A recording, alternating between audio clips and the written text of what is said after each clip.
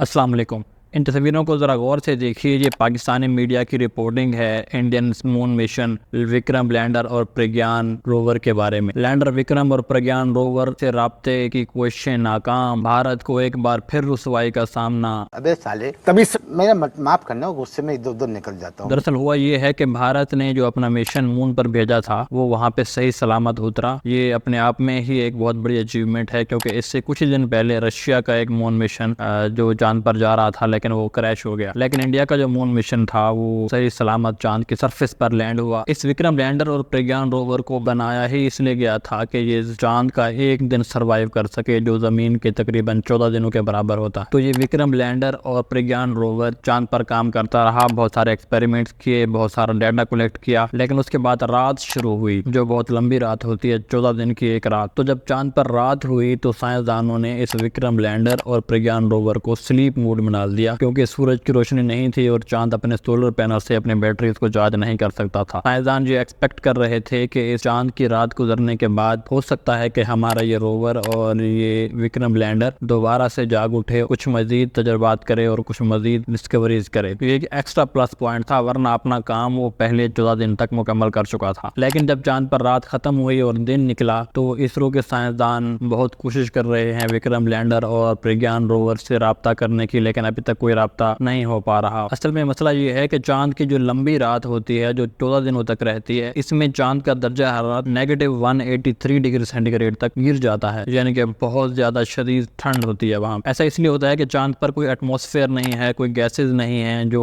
अर्थ के green house effect की तरह एटमॉस्फेयर को या चांद की सरफेस को गर्म रख सकें। तो जो ही रात होती है तो टेम्परेचर बहुत ज्यादा हद तक नीचे गिर जाता है। रेफरेंस के लिए बता दूं कि जो वाटर है, पानी, वो 0 डिग्री सेंटीग्रेड पर बर्फ बन जाता है। अब इमेजिन करें कि -183 डिग्री सेंटीग्रेड। आप अगर अर्थ की बात करें तो ऐसे इलाके जहाँ पे बहुत ज्यादा ठंड पड़ती है वहाँ पे गाड़ियाँ और जो दूसरी मशीनरी है वो काम करना छोड़ देती है। लेकिन ठंड जब -183 डिग्री सेंटीग्रेड की हो तो बैटरीज का और दूसरी मशीनरी का क्या हाल होता होगा। इस रोवर को बनाया गया था 14 दिन तक काम करने के लिए, लेकिन साइंसदान ये एक्सपेक्ट कर रहे थे कि हो सकता है कि ये इससे भी ज्यादा अरसा काम करे। जैसा कि नासा के अपॉर्चुनिटी रोवर ने, जिसे 90 दिन के लिए बनाया गया था, उसने 15 साल तक काम किया और डाटा कलेक्ट किया और तजर्बात करता रहा। आखिर में वो एक रेत के टीले में उसके टायर धंस गए और उसके सोलर पैनल टूट गए, जिसकी वजह से वो अपने बैटरीज को चार्ज नहीं कर सका और उसका राब्ता नासा से मुनक़ता हो गया। जब तक ये प्रज्ञान रोवर फंक्शनल रहा, इसने बहुत सारे एक्सपेरिमेंट्स किए और ग्राउंड ब्रेकिंग डिस्कवरीज की। जैसा कि इसने चांद की सरफेस पर सल्फर को डिस्कवर किया,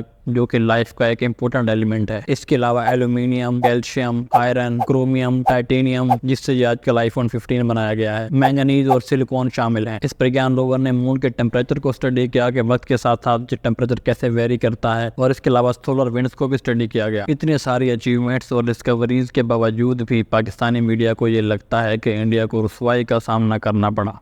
कुछ भी। अगर वीडियो इन्फॉर्मेटिव लगी है और आप इस तरह की मज़ीद वीडियो देखना चाहते हैं तो फॉलो करें, सब्सक्राइब करें, लाइक करें और कमेंट सेक्शन में अपनी राय का इजहार करें।